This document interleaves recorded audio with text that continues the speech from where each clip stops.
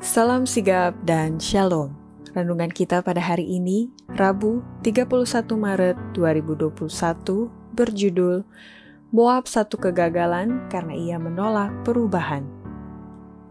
Ayat intinya terdapat di dalam Yeremia 48 ayat 11. Moab hidup aman dari sejak masa mudanya.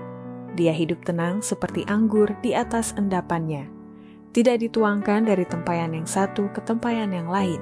Tidak pernah masuk ke dalam pembuangan. Sebab itu rasanya tetap padanya dan baunya tidak berubah. Pena Inspirasi menjelaskan apa yang dimaksud dengan judul renungan kita pagi ini, Moab satu kegagalan karena ia menolak perubahan, dan makanya kita perlu mendaftar dalam sekolah Kristus, dikarenakan pertama, kegagalan Moab dikarenakan bangsa ini dikenal jahat, penyembah berhala, dan pemberontak terhadap Allah, dan musuh besar daripada umatnya. Dan makanya kegagalan Moab ini harus menjadi pelajaran bagi setiap orang agar ada kematian atas diri dan dosa mereka untuk bisa memiliki suatu perubahan sifat alamiah atau kehidupan baru di dalam Kristus. Kehidupan Kristen bukanlah suatu perubahan atau perbaikan yang lama, tetapi suatu perubahan sifat alamiah. Harus ada kematian atas diri dan dosa, lalu timbul suatu kehidupan baru bersama-sama. Perubahan ini hanya boleh terjadi dengan pekerjaan Roh Kudus yang efektif. Kedua, kegagalan Moab adalah mereka penyembah berhala yang sudah merosot akhlaknya. Makanya ini juga harus menjadi pelajaran bagi setiap orang Kristen agar perlu melakukan perubahan tabiat yang sungguh-sungguh agar menjadi kesaksian kepada dunia mengenai sudah berdiamnya kasih Kristus di dalam diri orang Kristen yang telah berubah itu. Tuhan mengharapkan umatnya menunjukkan bahwa kuasa karunia yang menebus dapat bekerja pada tabiat yang salah dan menyebabkan tabiat itu berkembang dan berbuah-buah dengan limpah. Ketiga, kegagalan Moab karena mengandalkan kelicikan hati dan menggunakan kuasa sihir melawan Allah dan umat Tuhan. Makanya ini juga harus menjadi pelajaran bagi setiap orang agar perlu memiliki kuasa perubahan untuk bergantung sepenuhnya kepada kuasa Allah, agar Ia yang datang dari surga memegang dan mengendalikan kehidupan setiap orang Kristen yang bertekad untuk mau berubah mulai hari ini.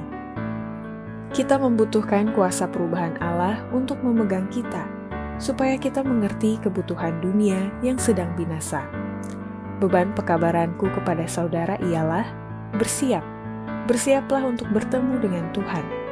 Nyalakanlah lampu, dan biarlah terang kebenaran bercahaya menembusi lorong-lorong dan pagar-pagar penghalang.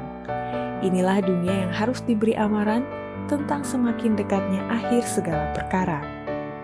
Keempat, kegagalan Moab lebih bergantung dan percaya pada kuasa manusia, makanya ini juga harus menjadi pelajaran bagi setiap orang Kristen untuk mengadakan perubahan dalam cara kerja agar supaya bisa meraih keberhasilan dengan mempraktikkan pelajaran-pelajaran yang telah diajarkan dalam kehidupan Kristus.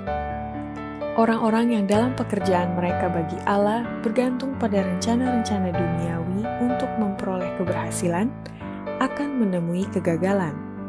Allah mengimbau perubahan dalam cara kerjamu.